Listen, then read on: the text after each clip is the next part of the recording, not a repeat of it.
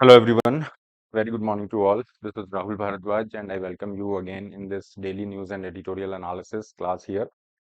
यहाँ पे हम डेली बेसिस पे अपने करंट अफेयर्स को कवर कर रहे हैं. तो जनरली हमारा लेक्चर लाइव होता है but for next few days you will be getting the recorded lectures here.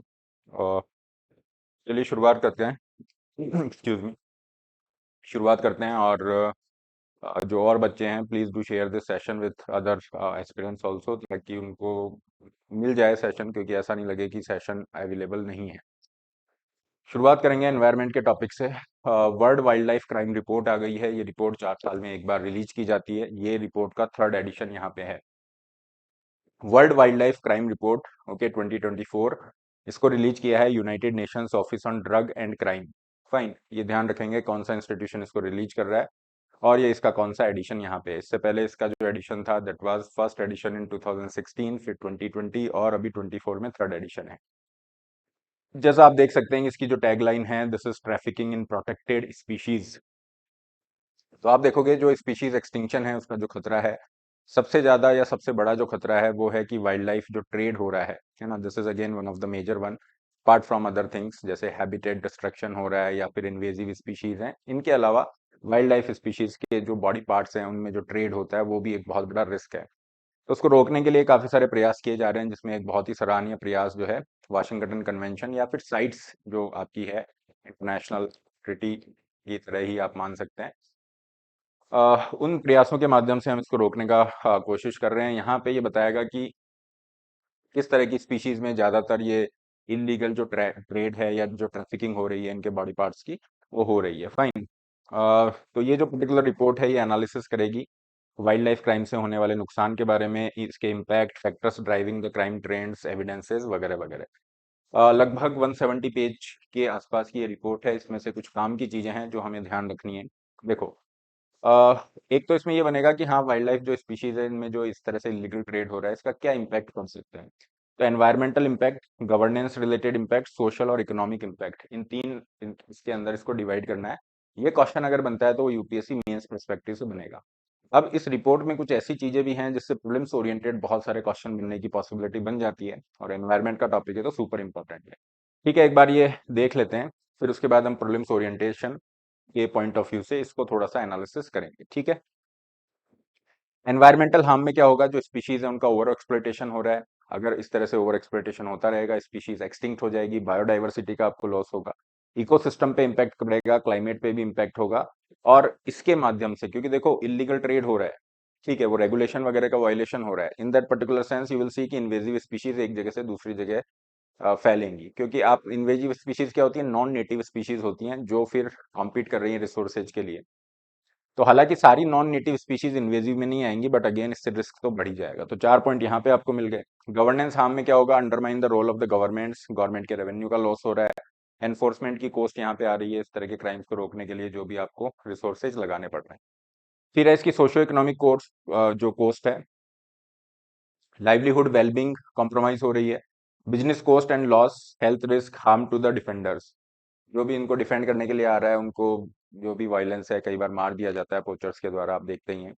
ये सारे पॉइंट्स है. So we have almost 10 points यहाँ मिल गए हैं जो कि मोर देन सफिशिएंट है. अगर यहाँ पे क्वेश्चन पूछ लेता है कि हाँ वाइल्ड लाइफ जो क्राइम हो रहा है उसका क्या इम्पैक्ट हो सकता है, फाइन, ये मेंस ओरिएंटेशन से सन ये प्रीलिम्स में पॉइंट नहीं रख सकता है, रख सकता है, बट ज्यादा चांसेस हैं कि हाँ मेंस में इस तरह के क्वेश्चन पूछे जाएंगे. प्रीलिम्स ओरिएंटेशन में इस रिपोर्ट से क्या निकल के आ रहा है, देखो यहाँ पे 2-3 चीजें आपको ध्यान रखनी है.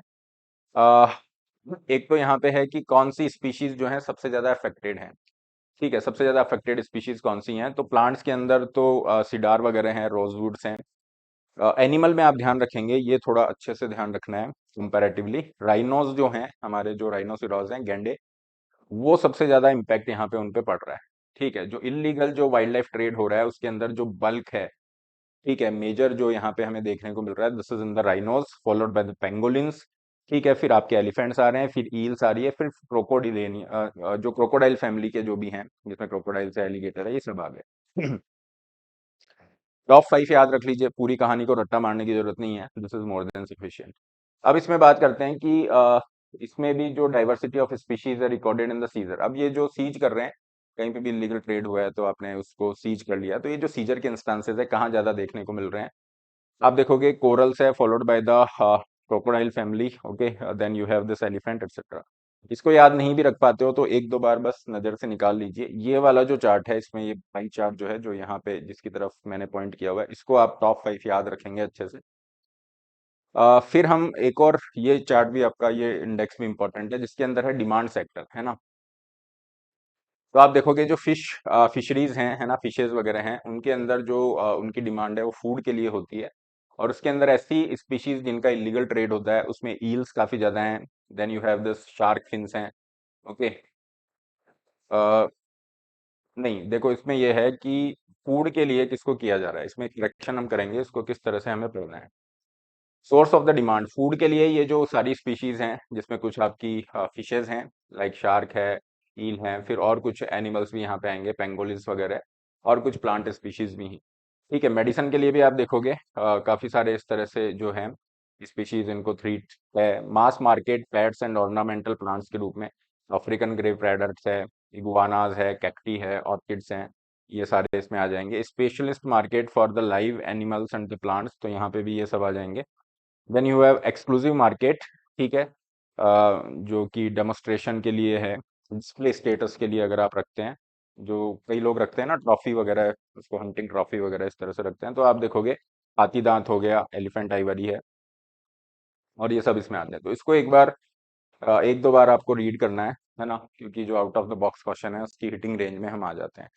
क्लियर, बाकी आगे बढ़ते हैं। देखो प्रीलिम्स के अंदर जिस तरह की अनसर्टेनिटी है ना, तो हम टॉपिक का कवरेज तो उस तरीके से कर ही रहे हैं, जिस तरीके से स्ट्रैटेजी है उसको हमने बदला ही है।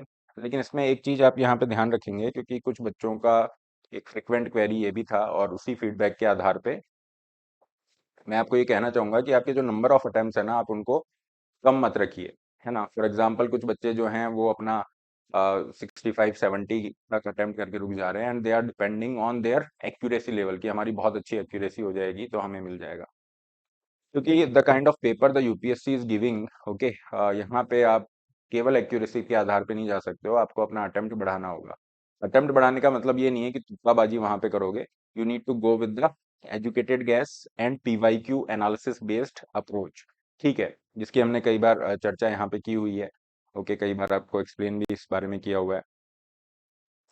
I will try to make available the PYQs session, specially अगर प्रीलिम का अवेलेबल हो जाता है।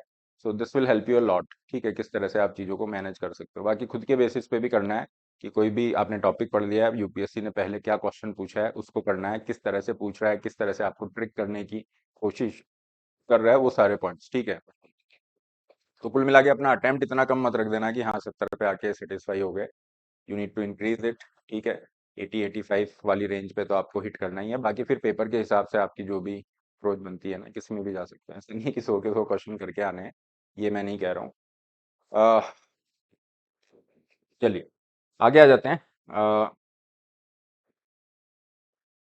और इसमें ऐसा भी कुछ नहीं है कि सर कितने इतने क्वेश्चन बता दो इतने अच्छे हैं, है ना, ऐसा कुछ नहीं होता है। थोड़ा सा अगर आपने अच्छे से पढ़ाई की है, you will grasp the nature of the paper, ठीक है, वो आपको पता चल जाएगा पेपर का नेचर किस तरह से है। उसी तरह से अनप्रेडिक्टेबल और वही पेपर उस पे आ रहा है, out of the box questions are there, बहुत ऐसे उल्टे सीधे फैक्ट उठा के दे रहा है, तो फिर आपको अंदाजा लग जाएगा कि हाँ कट ऑफ नीचे ही रहने वाली है ना, और फिर उस हिसाब से आपको अपना करना है। अगर बहुत इजी क्वेश्चन बहुत ज्यादा दिख जा रहे हैं तो फिर उसको अटेम्प्ट को आपको सिग्निफिकेंटली इंक्रीज भी करना होगा। जो नए बच्चे हैं उनको मैं बता दूं, श्योर आईएएस ऐप आप डाउनलोड कर सकते हैं, डिस्क्रिप्शन बॉक्स में लिंक है, जहाँ पे आपके आंसर राइटिंग सेगमेंट में आंसर राइटिंग की हेल्प मिल जाती है। करंट अफेयर वाला इसका जो सेक्शन है, इसमें आपके इसी क्लास के सारे पीडीएफ्स अवेलेबल हैं।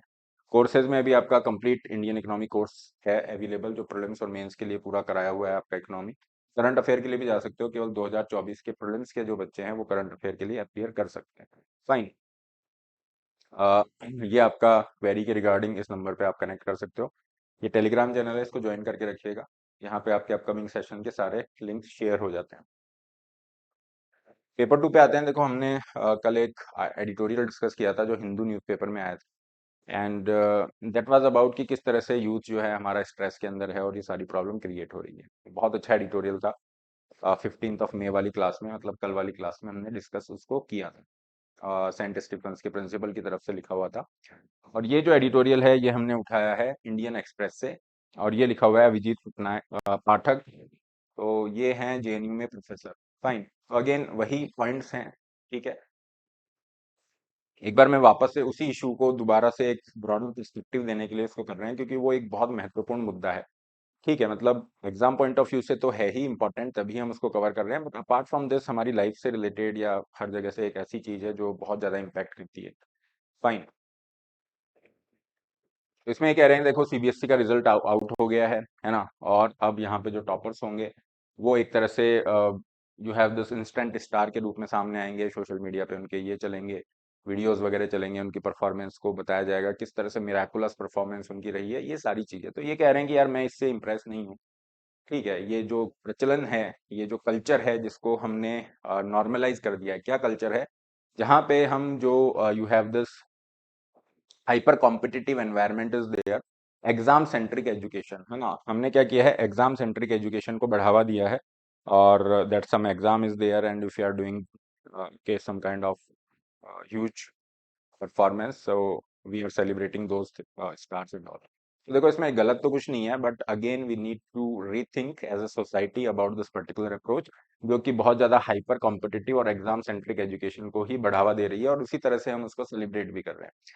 तो इसके लिए जिम्मेदार सोसाइटी के अलावा अगर हम देखें तो हमारा जिस तरह का एजुकेशन सिस्टम है वो भी एक बहुत बड़ा कल्प्रिट यहाँ पे सामने आता है।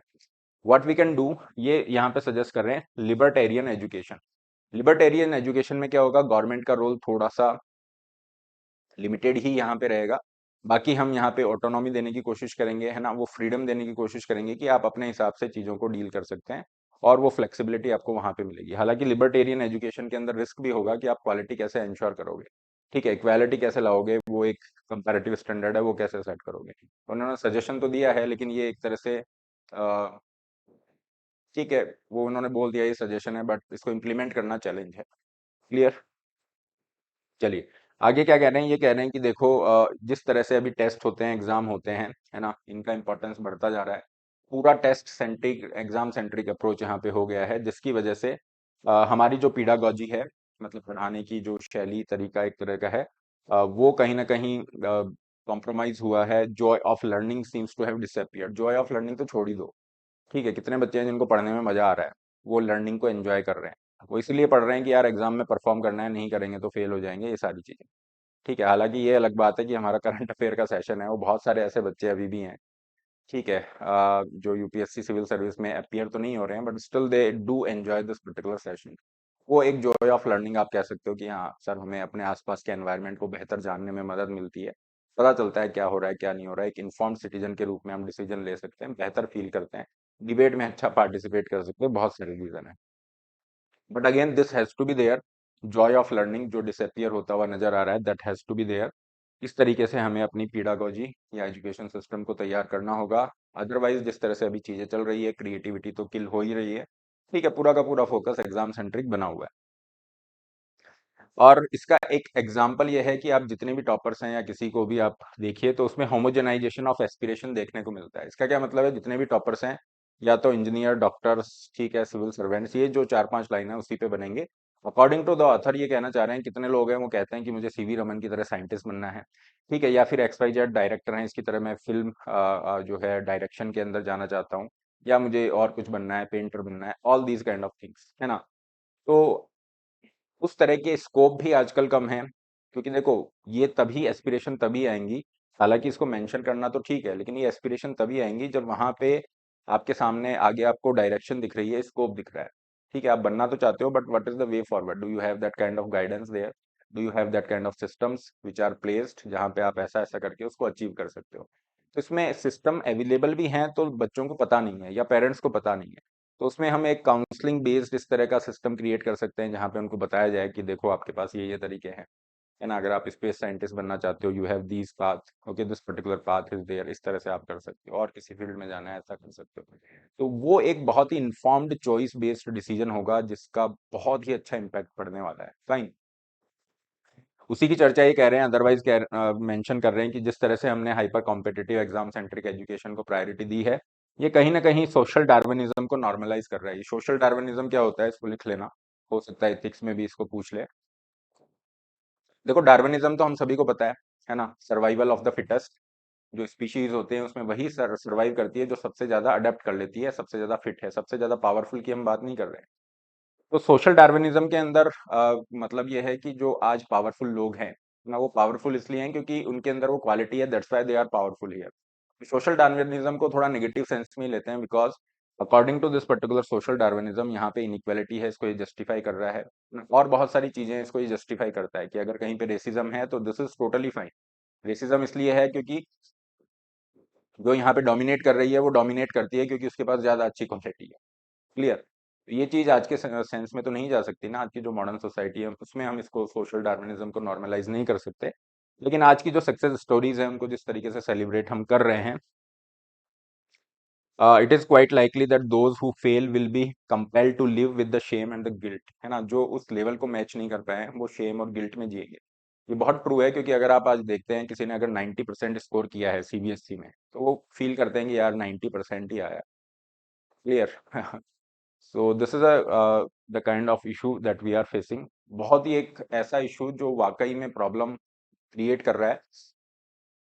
एग्जाम के पॉइंट ऑफ व्यू से यहाँ कहाँ क्वेश्चन निकलेंगे? जीएस का जो पेपर 2 है इसमें एजुकेशन आपका आता है, इसके अलावा पेपर 1 में सोसाइटी आता है, वहां पे भी लिंक करोगे इसको। पेपर 4 इथिक्स वाले पेपर के अंदर भी लिंक होगा, और एसए में भी ये टॉपिक लिंक होते हैं, डायरेक्ट इनडायरेक्ट में बहुत अच्छे से लिंक होते हैं। ठीक है, तो एक तो हमने एडिटोरियल कल डिस्कस किया था, इसी टॉपिक से रिलेटेड और अच्छी आपकी अंडरस्टैंडिंग यहाँ से भी बन गई है। ठीक है, तो आपको एक आउटलुक यहाँ पे मिल रहा है। इस एग्जाम की यही खास बात है कि यहाँ पे एक आपको नजरिया, पर्सपेक्टिव मिलता है, चीजों को ब्रॉड पर्सपेक्टिव से देखने का एक विजन आपका क्रिएट होता है। Getting this? तो ये एक बहुत अपने आप में एग्जाम की खास बात है कि हाँ ठीक है, आप एग्जाम तो आपको क्रैक करना ही है, बट अपार्ट फ्रॉम दिस ये जो आपकी तैयारी है वो वेस्ट नहीं जाती है। फाइन। सो आगे आते हैं, नेक्स्ट आ जाते हैं इंटरनेशनल रिलेशन पे। ये एक छोटा सा टॉपिक यहाँ पे है, you have this IR related, जिसमें पाकिस्तान का जो इकोनॉमिक क्राइसिस है उसी को हाईलाइट किया गया है। एक दो पॉइंट यहाँ लिखेंगे, ज्यादा कुछ नहीं लिखना है, क्योंकि पाकिस्तान हमारा पड़ोसी देश है। पड़ोसी देशों में क्या मेजर डेवलपमेंट्स है उसके बारे में हमें पता होना चाहिए। इंडिया का नेबरहुड सबसे इंपॉर्टेंट टॉपिक अगर आपके देखे जाएं आईआर में, तो सबसे इंपॉर्टेंट हमारा नेबरहुड है। Fine. Now the thing is that कि पाकिस्तान के जो यू हैव दिस, पाकिस्तान में इकोनॉमिक क्राइसिस चल ही रहा है, हम सभी को पता है। What kind of economic crisis there? Inflation rate. आज इंडिया में इन्फ्लेशन रेट जो है समवेयर अराउंड 5% चल रहा है ना। बीच में 6% के ऊपर थोड़ा सा हल्का सा गया था, 6% के ऊपर, और सब जगह हो गया था कि महंगाई हो रही है, महंगाई हो रही है। हम बात कर रहे हैं retail inflation, CPI, consumer price index की, जो 6% के नीचे ही है। पाकिस्तान में ये लगातार लगभग 22% के ऊपर चल रहा है। एक समय तो ये था कुछ महीने पहले जहां पे ये ऑलमोस्ट 50% को टच कर गया था, मतलब 38% इन्फ्लेशन। कैन यू इमेजिन कि अगर इंडिया में इस तरह की स्थिति हो तो क्या केओस क्रिएट होगा? So this kind of chaos is there in the Pakistan for the almost 2 years and people are living, they are forced to live. क्या कर सकते हैं, ऑप्शन नहीं है ना। सो ऑप्शन यही है कि चलो छोड़ते हैं उसको। This is the thing. Fine. तो पाकिस्तान का इकोनॉमिक क्राइसिस है, inflation is one example. Pakistan पे डेट तो भरा पड़ा है, कर्जा इसके ऊपर दबा के भरा पड़ा है। पाकिस्तान का जो स्टॉक मार्केट है ना तो वो डेवलप्ड है, ना वहाँ पे प्राइवेट सेक्टर कोई अच्छे से डेवलप हो रखा है। पब्लिक सेक्टर, सरकारी कंपनियों में भी पूरा मिलिट्री का इंटरफेरेंस दबा के है। कुल मिला के पाकिस्तान की डिपेंडेंस बहुत ज्यादा किसके ऊपर है? जो भी दूसरे देश सहायता कर रहे हैं उसके ऊपर उसकी बहुत ज्यादा डिपेंडेंस आपकी बन जाती है। Clear. Pakistan largely aid dependent economy, ये वर्ड यूज किया है, एड डिपेंडेंट इकोनॉमी। इसको अगर हम और सामान्य भाषा में कहें तो पाकिस्तान हमेशा कटोरा लेके घूमता रहता है, और अगर उसके कटोरे में पैसा नहीं है तो Pakistan won't be able to survive. This is the kind of situation, this is indeed the reality. ठीक है, क्योंकि आज आप देखो इसका फॉरेक्स रिजर्व कितना है। फॉरेक्स रिजर्व में इतना सा पैसा है कि मुश्किल से 1 महीने का इंपोर्ट अफोर्ड कर सकता है, उसके बाद क्या होगा पता नहीं। फिर सऊदी अरब के पास जाएंगे, यूएई के पास जाएंगे, चाइना तो है ही। तो दिस इज द थिंग, अगर ये भारत के साथ अपने संबंध सुधार लेता है तो स्थिति बहुत बेहतर हो जाएगी। लेकिन ये बात इनको समझ नहीं आ रही है, अगर भारत के साथ संबंध सुधार लेंगे तो पाकिस्तान की मिलिट्री का एग्जिस्टेंस अंडरमाइन हो जाएगा। This is the major issue. खैर, इनका जो जीडीपी है लास्ट ईयर श्रंक करा है, माइनस में हो गई है जीडीपी ग्रोथ रेट। ठीक है, और पाकिस्तान ऑक्यूपाइड कश्मीर में इसी चीज से लेके लोग परेशान हैं, है ना। इतनी ज्यादा इन्फ्लेशन रेट है, खाने की दिक्कत हो रही है, ये सारी इश्यूज हैं। फिर ये लोग कह रहे हैं, यहाँ के जो लीडर्स हैं पाकिस्तान ऑक्यूपाइड कश्मीर में, कि यार हमारे साथ discriminatory second class citizen like treatment भी यहाँ पे किया जा रहा है। फिर देखो हुआ क्या, जब पुलवामा अटैक हुआ तो भारत ने जो मोस्ट फेवर्ड नेशन स्टेटस है वो हटा दिया। भारत ने जो कस्टम ड्यूटी है पाकिस्तान से भारत आने वाले प्रोडक्ट्स पे बढ़ा दी। इसका नुकसान सबसे ज्यादा पाकिस्तान ऑक्यूपाइड कश्मीर को हुआ। ओवरऑल अगर आप देखोगे, वर्ल्ड बैंक कहता है कि इंडिया पाकिस्तान का जो हमारा पोटेंशियल है ना, बायलेटरल ट्रेड का जो 1 साल का पोटेंशियल है, that is somewhere around $40 billion. $40 billion का पोटेंशियल है और हमारा हो कितना रहा है, केवल 2 बिलियन का हो रहा है। ठीक है, तो अगर यहाँ पे रिश्ते सुधरते हैं, पाकिस्तान सुधार की गुंजाइश रखता है, उस पर आ जाता है, तो दोनों देशों को फायदा होगा। एक तो शांति कायम हो जाएगी, साउथ एशिया का डेवलपमेंट होगा। ठीक है, कॉमन मुद्दों पे हम बात कर सकते हैं, लेकिन यही चीज है। फाइन, चलिए आगे हम मूव करेंगे। जिन बच्चों ने चैनल फर्स्ट टाइम यहाँ पे विजिट कर रहे हैं, don't forget to subscribe to the channel guys. इसके अलावा आप बच्चों से जरूर शेयर करिए, okay, so that they can also get this current affair session. Smart city mission ये हम नहीं कर पाए थे पहले, है ना, तो ये जो स्मार्ट सिटी मिशन है,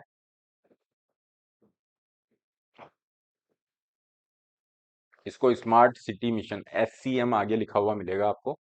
ठीक है, तो कंफ्यूज मत होना, कहीं पे SCM लिख दिया है। स्मार्ट सिटी मिशन को लॉन्च किया गया 2015 में, है ना, और इसका उद्देश्य था कि भारत के अंदर जो सिटीज हैं उनको मॉडर्न जो रिक्वायरमेंट है उसके अकॉर्डिंग प्रिपेयर किया जाए, तैयार किया जाए। ठीक है, उसी हिसाब से हम करें। तो इस उद्देश्य के साथ हमने स्मार्ट सिटी मिशन को 2015 में स्टार्ट किया और अभी लगभग आपके यू हैव ऑलमोस्ट, ठीक है, 9 इयर्स तो हो गए हैं, 10 इयर्स आपके कंप्लीट हो जाएंगे। यू हैव दस 24 जून के अराउंड। तो क्या हमने अचीव किया, कितना यहाँ पे हुआ है, तो एक क्रिटिकल एनालिसिस यहाँ पे इसके पास में है।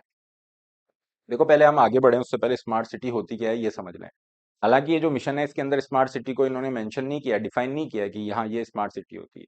ठीक है, क्योंकि स्मार्ट सिटी का डेफिनेशन अलग अलग जगह के लिए अलग अलग होगा, लेकिन अगर हम एक कॉमन पर्सपेक्टिव की बात करें, तो स्मार्ट सिटी वो सिटी होगी जो कि इंफ्रास्ट्रक्चर टर्म्स में, है ना, लोगों के जो क्वालिटी ऑफ लाइफ है या ईज ऑफ लिविंग है उसको बढ़ावा दे रही है। फॉर एग्जाम्पल कि ट्रैफिक जाम बहुत ज्यादा हो रहा है, हम नहीं चाहते इस तरह का ट्रैफिक जाम हो। ठीक है, बड़ा आसानी से वो ट्रैफिक का मूवमेंट होना चाहिए, पब्लिक ट्रांसपोर्टेशन अवेलेबल होना चाहिए, पॉल्यूशन का लेवल बहुत कम होना चाहिए। ठीक है, इस तरह की चीजें। तो वैसे तो इन्होंने यहाँ पे हमने एक डेफिनेशन डाली है स्मार्ट सिटी के लिए। Smart cities were defined by the this strong interaction of networks of the airport, highway, other types of communication, including the IT communication। ठीक है, इस सेंस में ये स्मार्ट होंगी कि काफी सारे काम या लोगों का जो फीडबैक है वो ऑनलाइन वहां पे मिल जाए। काफी सारे काम जो आपको ऑफिस जाके करने होते हैं वो आप घर से कर पाएं, या गवर्नमेंट रिलेटेड जो भी वर्क है उसको आप घर से अप्लाई कर सकें, कोई सर्टिफिकेट है, इस तरह की चीजें। तो इस सेंस में आता है। क्लियरली इस मिशन ने डिफाइन नहीं किया है स्मार्ट सिटी क्या होती है, लेकिन ये कह रहे हैं कि कंसेप्ट वेरी करेगा, country to country, city to city vary करेगा। डिपेंड करेगा कि किस लेवल पे आप अभी हो और क्या लेवल आप अचीव करना चाह रहे हो। यहाँ पे एक हमने ये स्लाइड लगाई है, we took this particular slide from the World Economic Forum, है ना, जो वर्ल्ड का एक बहुत बड़ा थिंक टैंक टाइप आप समझ सकते हो।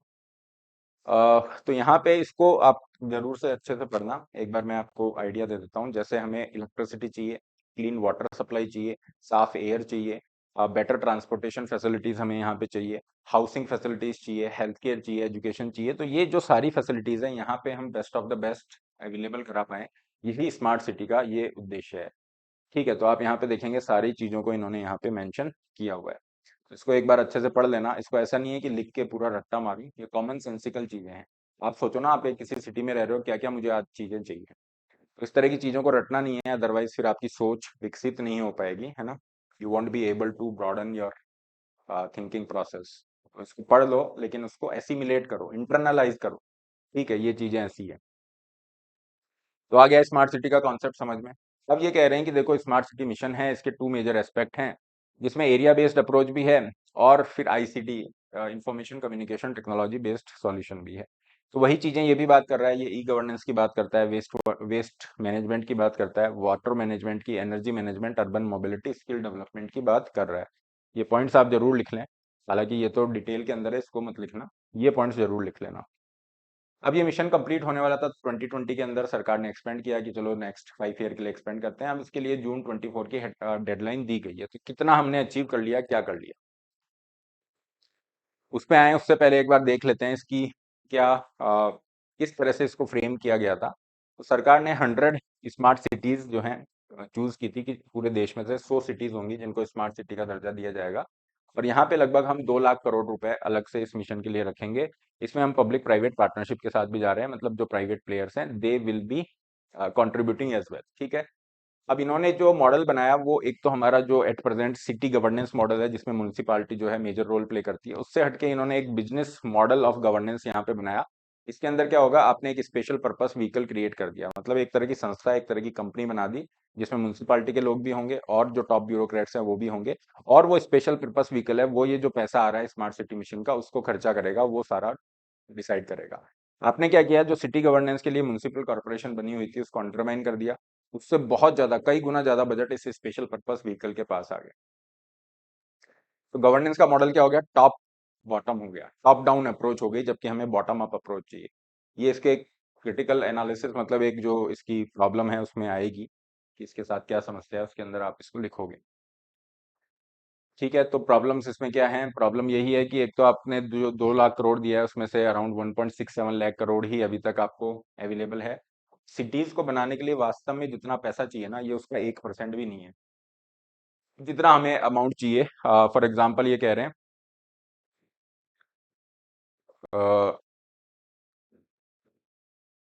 According to this particular consultancy firm, okay, McKinsey, ये कह रही है कि 1.2 ट्रिलियन डॉलर हमें चाहिए बाय 2030, 2030 तक 1.2 ट्रिलियन डॉलर्स है ये। ठीक है। और हम कितना दे रहे हैं, समवेयर अराउंड 20 बिलियन कुछ हम यहाँ पे प्रोवाइड करा रहे हैं, तो ये तो बहुत कम हो गया, बहुत ही मीगर सा अमाउंट हो गया। ये एक प्रॉब्लम है। फिर जितना फंड आया है उसको आप यूटिलाइज भी तो करो। फिर सबसे बड़ी जो दिक्कत है इसमें, जो मैंने आपको बताया था, गवर्नेंस वाली, है ना, टॉप डाउन अप्रोच के साथ आप जा रहे हो, बॉटम अप अप्रोच जाना पड़ेगा। फिर एक और सबसे बड़ी प्रॉब्लम ये भी है कि जो फंड आया है वो पूरी सिटी में खर्चा होना चाहिए, लेकिन इंक्लूसिविटी नहीं है, बहुत छोटी जगह खर्चा कर दिया है। जैसे एक एग्जांपल लेते हैं चंडीगढ़ का। चंडीगढ़ में लगभग पहला जो लॉट, यहाँ पहली जो किस्त रिलीज की गई, लगभग 196 करोड़ की वो आई। वहां पे wifi zone, smart water meters, ये सब लगाए गए, वेस्ट मैनेजमेंट के प्रोग्राम में इन्वेस्ट किया गया वो पैसा, लगभग 200 करोड़ रुपए। कहाँ पे इन्वेस्ट गया, सारा का सारा, ऑलमोस्ट सारा पैसा, according to this particular article जो हिंदू में मेंशन है, इसके हिसाब से ये सेक्टर 43 है, वहां पे वन पॉकेट सेक्टर 43, मतलब सेक्टर 43 एक सेक्टर में आपने लगा दिया। What about the whole city, पूरी सिटी का बाकी का क्या है, बाकी में लोग नहीं रह रहे हैं या क्या। तो ये थोड़ा सा है इसके साथ कि ये किस तरह से इंक्लूसिव होगा, नहीं होगा, फाइन। दूसरा एक मेजर एस्पेक्ट यहाँ पे ये भी है कि according to the World Bank report, somewhere around 49% या ऑलमोस्ट 50% जो लोग हैं वो इंडिया के अंदर स्लम्स के अंदर रह रहे हैं। हालांकि मुझे भी थोड़ा ताज्जुब हुआ, ये सरप्राइजिंग रहा मेरे लिए भी, बट इसको मेंशन इन्होंने किया है और वर्ल्ड बैंक का हवाला देके मेंशन किया है। ये देखो, अर्बन इंडिया में according to the World Bank, more than 49% of population living in the slums. Slum मतलब कच्ची झुग्गी झोपड़ियां, बस्ती जो होती हैं, डायलेपिडेटेड हाउसिंग हम उनको कह सकते हैं, जहाँ पे प्रॉपर फैसिलिटीज नहीं होंगी। ठीक है। वहां पे रह रहे हैं, और आप स्मार्ट सिटी मिशन को इम्प्लीमेंट करने के लिए वहां से लोगों को displacement is there.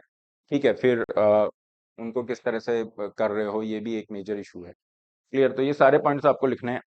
Urban flooding की समस्या इसने क्रिएट की है इंफ्रास्ट्रक्चर बनाने के नाम पे, तो सस्टेनेबल डेवलपमेंट पे एक क्वेश्चन मार्क क्रिएट हो जाता है। ठीक है। इंक्लूसिविटी पे एक क्वेश्चन मार्क क्रिएट हो जाता है, लेकिन इसका मतलब ये नहीं है कि इसने कुछ अचीव नहीं किया है। चीजें इंप्रूव भी हुई हैं, है ना, पहले के मुकाबले चीजें बेहतर भी हैं। सो this is all in this particular lecture, मतलब इस टॉपिक में लेक्चर तो अभी आपका और है। एक और एडिटोरियल था जो हम नहीं कर पाए थे, तो अभी इसको ले रहे हैं, पॉवर्टी को लेके और इनइक्वालिटी को लेके। ठीक है। जैसा आप सभी को पता है, अभी कुछ समय पहले इंडिया का जो हाउस होल्ड कंजम्पशन सर्वेस का डेटा रिलीज किया गया, डेटा लगभग 11 साल बाद रिलीज किया गया है। ये आपको पढ़ा रखा है, प्रीलिम्स के लिए इसके आंकड़े इंपॉर्टेंट हैं। इसी को आधार बना के ये रंगराजन साहब ने अपना आर्टिकल लिखा हुआ है। ठीक है। हिंदू के अंदर ये आया था। तो क्या ये मेंशन कर रहे हैं, ये कह रहे हैं कि देखो, हाउस होल्ड कंजम्पशन जो एक्सपेंडिचर सर्वे है, इसके आंकड़े हमें हेल्प करेंगे, जिससे हम पॉवर्टी और इनइक्वालिटी के एस्टिमेट है उसका थोड़ा अंदाजा लगा सकते हैं, एनालिसिस कर सकते हैं। ठीक है। कंपैरेबिलिटी ऑफ डेटा यहाँ पे डिस्कस की जा रही है। तो ये कह रहे हैं कि देखो, भारत के अंदर जो गरीबी कम हुई है उसका अगर हम एस्टिमेशन लेते हैं, तो 2011-12 से 2022-23 इस दौरान जो गरीबी हमारे कम हुई है, वो लगभग पहले आपका 29.5% था, परसेंटेज ऑफ पुअर पीपल, मतलब हेड काउंट रेशो बता रहे हैं, और 29.5%, 29.5% हेड काउंट आपका रेशो है, फाइन। और based on the Rangarajan committee's poverty line and from 21.9% to 3%। तो ये देखो यहाँ से 29 से हम कितना आ गए, 10% पे आ गए। ये डेटा याद रख लेना, कोई सा भी एक। पहले इंडिया में जो गरीब जो परसेंटेज ऑफ पॉपुलेशन था दैट वाज समवेयर अराउंड 30%, अब ये 10% पे आ गया 22-23 में। ये पॉवर्टी लाइन के हिसाब से आंकड़ा है, क्योंकि पॉवर्टी लाइन जो निकलती है वो आपकी कंजम्पशन एक्सपेंडिचर पे ही निकलती है, ठीक है, वो इनकम के आधार पे नहीं निकलती कि आप कितना कमा रहे हो। That is not the criteria. Fine, आ गया समझ में? तो ये रंगराजन कमेटी की पॉवर्टी लाइंस हैं, और इसी तरह से तेंदुलकर कमेटी जो थी उसकी पॉवर्टी लाइन के हिसाब से हम देखते हैं तो भी हमें डिक्लाइन देखने को मिल रहा है। ठीक है, रंगराजन कमेटी और तेंदुलकर कमेटी, ये पॉवर्टी लाइन डिसाइड करने के लिए, एस्टिमेशन के लिए इनको बनाया गया। इन्होंने अलग अलग अपने पॉवर्टी लाइंस रखे। ठीक है, जैसे अगर हम रंगराजन कमेटी की बात करें, पहले तेंदुलकर कमेटी बनी थी 2009 में, रंगराजन कमेटी समवेयर इन 2013-14। ठीक है, तो अगर हम रंगराजन कमेटी की बात करते हैं तो ये कहता है कि प्रतिदिन अगर कोई व्यक्ति 57 से कम अगर एक्सपेंडिचर कर रहा है, ये पॉवर्टी लाइन है, इससे कम अगर आपका कंजम्पशन एक्सपेंडिचर आता है अर्बन एरिया में, तो आपकी जो है यू हैव दिस, कि वो व्यक्ति गरीब है। ठीक है, इस तरह से इन्होंने निकाला। तेंदुलकर कमेटी के अंदर ये जो वैल्यू था ये कम था, 47 यहाँ पे है, और उस केस में आई थिंक इन्होंने 33-34 ऐसा कुछ रखा। तो ये कह रहे हैं दोनों ही एस्टिमेट आप ले लो, दोनों ही जगह पे हम देखते हैं कि गरीबी कम तो हुई है। लेकिन अगर इसका कंपैरिजन देखते हैं, मतलब 2011 2011 से 22 के कंपैरिजन में, अगर हम 2001 2004 से 2011 वाला ये पीरियड ले रहे हैं, तो ये कह रहे हैं कि अगर हर साल हम देखें कितने परसेंट गरीबी कम हो रही है। देखो ये बहुत कॉम्प्लेक्स आर्टिकल था, इतनी टेक्निकलिटीज इसमें थी कि वो आपको पढ़ने की जरूरत नहीं है। अगर आपने इसको खुद से पढ़ लिया होगा, नोट बना के पता नहीं क्या क्या लिखा होगा, तो फिर वो बहुत दिक्कत वाली बात है, क्योंकि जो चीजें जरूरत ही नहीं है हमें, उसमें क्यों हम करें। तो यहाँ पे जो काम वाली बात है वो क्या है, काम की बात यहाँ पे ये है, ये कह रहे हैं कि देखो पॉवर्टी डिक्लाइन जो हुआ है इस समय पे 2011-12 से 22 के बीच में, ये जो है, ये जो पॉवर्टी डिक्लाइन की रेट है ये कम है किसके कंपैरिजन में, 2004-5 से 11-12 वाले पीरियड में। So the author is trying to make a case कि जो पीरियड था 2004 से 11 वाला, 2011 वाला, इस जगह पे जो पॉवर्टी डिक्लाइन है हर साल एनुअल, वो ज्यादा हुआ है इन कंपैरिजन टू 2011 टू 22 वाला केस। क्लियर है? लेकिन फिर इसके साथ ये मेंशन करते हैं कि यार ये जो कंपैरिजन है ये बड़ा मुश्किल है, क्योंकि मेथोडोलॉजी चेंज हुई है, ये चेंज हुआ है। ठीक है, तो ये कंपैरिजन भी आपका डिफिकल्ट रहेगा, but still we have this data. Similarly you will see कि इनइक्वालिटी जो होती है उसको असेस करने के लिए, उसका आइडिया लगाने के लिए, ठीक है, गिनी कोएफिशिएंट से हमें पता चलता है। ठीक है, इनइक्वालिटी का गिनी कोएफिशिएंट से हमें यहाँ पे आइडिया लगता है। तो आप देखेंगे कि गिनी कोएफिशिएंट की जो वैल्यू है, देखो गिनी में क्या होता है, अगर आपकी वैल्यू यू हैव दिस 1, तो बिल्कुल अनइक्वल वाली चीज है, और जीरो पे मतलब जितना वैल्यू इसका कम होगा उतना अच्छा माना जाएगा। जीरो पे परफेक्ट इक्वालिटी वाली स्थिति है। इसके लिए लॉरेंज कर्व को हम यूज करते हैं, जिन बच्चों को नहीं पता। ये कुमुलेटिव पॉपुलेशन है, जैसे पॉपुलेशन 40%, 50-60% इस तरह से। ठीक है, और यहाँ पे आपकी इनकम है, तो ये जो कर्व आता है ये परफेक्ट आपका इक्वालिटी वाली स्थिति है। और जैसे जैसे हम देखते हैं कि ये कर्व इस तरह से हो जाएगा, ठीक है, तो आप देखोगे यहाँ पे जैसे 60% पॉपुलेशन है इनके पास, 60% इनकम है, तो ये हमें गिनी कोएफिशिएंट दे रहा है। Getting this? अगर इस तरह का ये कर्व यहाँ पे बन जाएगा तो परफेक्ट इनइक्वालिटी हो जाएगी। खैर, इतना समझ लो कि हाँ यार गिनी कोएफिशिएंट की वैल्यू कम होती है, तो इससे क्या होता है, इनइक्वालिटी कम हो रही है। तो ये कह रहे हैं कि यार गिनी कोएफिशिएंट की हमारी वैल्यू कम हुई है, अर्बन एरिया में भी, रूरल एरिया में भी कम हुई है। अब ये आंकड़े रट्टा मारने की जरूरत नहीं है। ठीक है, एक बार नजरों के सामने से निकाल लीजिए, इसको रटने की जरूरत नहीं है, अननेसेसरली बहुत कॉम्प्लेक्स हो जाएंगी चीजें। बस आप ये ध्यान रखिए कि हाँ गिनी कोएफिशिएंट की वैल्यू कम हुई है, मतलब भारत में इनइक्वालिटी कम हो रही है। अब ये जो रिडक्शन की रेट है, इनइक्वालिटी के रिडक्शन की रेट है, ये अर्बन एरिया में ज्यादा है in comparison to rural area. अब आता है वो पॉइंट जिसकी वजह से हमने इस आर्टिकल को चूज किया है। ठीक है, क्योंकि ये यहाँ पे कह रहे हैं कि देखो इंडिया के अंदर जो है, इस चीज को समझना और मुझे रीजन भी बताना। ये यहाँ पे कह रहे हैं कि इंडिया के अंदर जो इनइक्वालिटी है, फाइन, इनकम इनइक्वालिटी ज्यादा है इन कंपैरिजन टू कंजम्पशन। जो कंजम्पशन एक्सपेंडिचर जो है उसको लेके जो इनइक्वालिटी है वो इतनी ज्यादा नहीं है जितनी इनकम को लेके इनइक्वालिटी ज्यादा है। ऐसा क्यों है? क्योंकि जिसके पास पैसा होगा वही तो खर्चा करेगा, खर्चा करोगे तभी तो कंजम्पशन एक्सपेंडिचर आएगा। तो ऐसा क्यों है?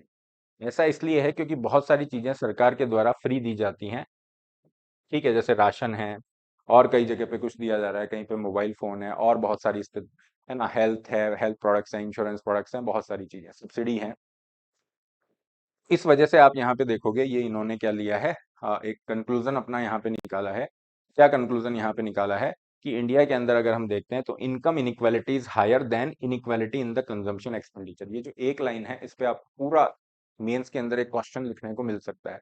इसीलिए हमने इसको उठाया है, क्योंकि देखो अब प्रीलिम्स में तो कंजम्पशन एक्सपेंडिचर सर्वे का डेटा करके पूछ सकता है, मेंस में यहाँ पे क्या क्वेश्चन पूछेगा, इसका अगर आपने डीप एनालिसिस नहीं किया है ना, तो अगर ये क्वेश्चन आता है you won't be able to answer. India के अंदर इनकम इनइक्वालिटी ज्यादा है than inequality in the consumption expenditure, ज्यादा है तो क्यों है और किस तरह से आप उसको बेस करोगे। आ गया समझ में? इसीलिए हमने इसको लिया है, अदरवाइज हम इसको स्किप कर देते क्योंकि बहुत टेक्निकल जा रहा था। ठीक है, अगर आपका ऑप्शनल वगैरह है उस पर्पज से पढ़ना है तो बात ठीक है, अदरवाइज आपको नहीं है जरूरत। लेकिन इस फैक्ट की वजह से, इस एक्सप्लेनेशन की वजह से, इस कॉन्सेप्चुअल अंडरस्टैंडिंग की वजह से हमने इसको लेना पड़ा। आ गया समझ में? क्योंकि सरकार बहुत सारी स्कीम चलाती है। अब ये जो house hold consumption survey data आया था, इसमें ये भी बताया गया था कि सरकार की जो फ्री सर्विसेज हैं उसको अगर हम ऐड करते हैं, क्योंकि जो कंजम्पशन एक्सपेंडिचर है उसमें उसको ऐड नहीं किया है, लेकिन अगर उसको भी ऐड कर देते हैं तो कंजम्पशन एक्सपेंडिचर बढ़ जाएगा। ठीक है, तो मतलब जो पॉवर्टी लाइन का हम ये निकाल रहे हैं, कंजम्पशन एक्सपेंडिचर के बेसिस पे ही पॉवर्टी लाइन निकाल रहे हैं, लेकिन उसके अंदर हमने क्या नहीं जोड़ा है, जो सरकार फ्री सर्विसेज या जो प्रोडक्ट्स हैं अवेलेबल करा रही है उसको हम नहीं जोड़ रहे हैं। इसलिए ये कह रहे हैं बिकॉज ऑफ पब्लिक एक्सपेंडिचर, सरकारी खर्चे की वजह से the actual wellbeing of the household will be higher.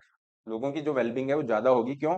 क्योंकि पॉवर्टी लाइन के हिसाब से तो हमने देखा, पॉवर्टी लाइन को हम कंजम्पशन एक्सपेंडिचर से ही देख रहे हैं, लेकिन वाकई में वो फैमिली या वो हाउस होल्ड जो है ना, वो ज्यादा खर्चा कर रहा है, क्योंकि बहुत सारी सर्विसेज या बहुत सारी ऐसी चीजें हैं जो उनको फ्री या बहुत कम रेट पे अवेलेबल कराई जा रही है, किसके द्वारा? सरकार के द्वारा। तो ये एक मेजर फैक्टर है, और इसीलिए आप देखोगे इंडिया में इनकम इनइक्वालिटी ज्यादा है ना, in comparison to inequality in consumption expenditure. Consumption expenditure में इनइक्वालिटी को कम कौन कर रहा है? सरकारी खर्चा। ओके, ये रीडिस्ट्रीब्यूशन ऑफ वेल्थ का जो कॉन्सेप्ट है उससे आपका लिंक करेगा। आ गया समझ में? बस यही इसके अंदर था, बाकी ये जो फैक्ट हैं आंकड़े, इसमें ज्यादा दिमाग नहीं लगाना। बस ये ध्यान रखो कि हाँ, ये वाला जो पॉइंट है, ये फर्स्ट वाला, इसको आप ध्यान रख लीजिए। इसको लिखने की जरूरत नहीं है, ये इतना परसेंट हुआ, उतना परसेंट हुआ।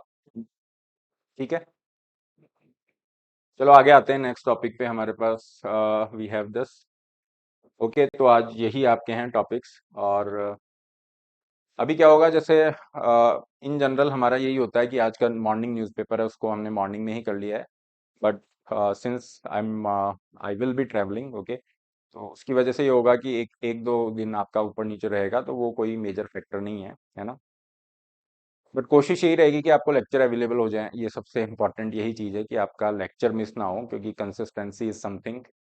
मुझे पता है बहुत सारे बच्चे इस क्लास को एक उस एक कहते हैं ना कि अगर हम चढ़ाई चढ़ रहे हैं, कहीं ट्रैकिंग पे जा रहे हैं, so you have that tracking stick या जो भी है, तो उस तरीके से आपको मदद मिल जाती है कि हाँ सर की ये क्लास है, कंसिस्टेंसी ब्रेक नहीं हो रही। तो कोशिश मेरी भी यही रहेगी कि आपकी कंसिस्टेंसी ब्रेक ना हो, डेली बेसिस पे आपका क्वेश्चन अवेलेबल, लेक्चर्स अवेलेबल कराए जाएं। ठीक है, this is all for today guys. Okay, question है आज का, इसको लिखने का प्रयास करिए। Give a critical appraisal of the smart city mission. Smart city mission का आलोचनात्मक मूल्यांकन करना है, तो यहाँ पे स्मार्ट सिटी मिशन की कुछ विशेषताएं बतानी है, ज्यादा आपको उसके चैलेंजेस है उसको हाईलाइट करना है, उनका सॉल्यूशन भी बताना है। ठीक है, आंसर आपको श्योर पे मिल जाएगा, या श्योर की ऐप गूगल प्ले से डाउनलोड कर सकते हो, जिसका लिंक डिस्क्रिप्शन बॉक्स में है। उसके आंसर राइटिंग सेगमेंट में जाके आप आंसर प्रैक्टिस कर सकते हो, पूरा का पूरा पिछले 4-5 महीने का सब कुछ उसमें पड़ा है। प्रैक्टिस के लिए आपके बहुत अच्छा स्कोप है। करंट अफेयर पीडीएफ यहाँ पे आपको मिल जाएगा करंट अफेयर वाले सेगमेंट में। बाकी कोर्सेज है, इसके लिए भी ऑप्ट कर सकते हो, स्पेशली जो 2024 का प्रीलिम्स दे रहे हैं वो जरूर से इस कोर्स को लें। एक हमने कुछ अवेलेबल कराए हैं लेक्चर्स, ठीक है, जो आपके स्पोर्ट्स के लेक्चर्स हैं वो आपको अवेलेबल होंगे, तो उनसे आप आइडिया ले सकते हो कि हाँ किस तरह से हमने कोर्स को किया है, या फिर आप अगर खुद से पढ़ रहे हो तो किस तरीके से टॉपिक्स को लेना है, प्रीलिम्स के लिए कैसे प्रिपेयर आपको करना है। फाइन। बाकी पूरा complete economic course is also there, you can go for that as well, link description box में। किसी भी क्वेरी के रिगार्डिंग यहाँ रीच आउट कर सकते हैं। Have a great day guys, take care. और इस सेशन को यार शेयर जरूर कर देना, क्योंकि रिकॉर्डेड सेशन है, बहुत सारे बच्चे हैं उनको ऐसा लगेगा कि सेशन नहीं हो पाया है ना, तो please do share this session. Have a great day. Be blessed.